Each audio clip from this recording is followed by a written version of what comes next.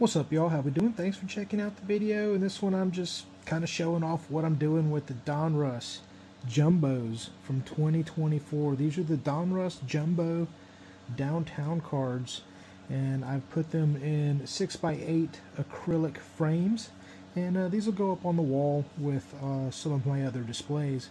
But just a really cool, I guess, idea I had with the downtown Donruss Jumbos.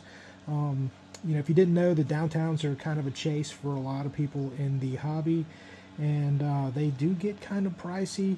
In 2024, they came out with these jumbo-sized cards, and they are kind of discounted, right? They don't go for the value of a downtown. This is a Kaboom that is a standard, I guess, sports card size. So that should tell you the size difference between the jumbo and a typical sports card.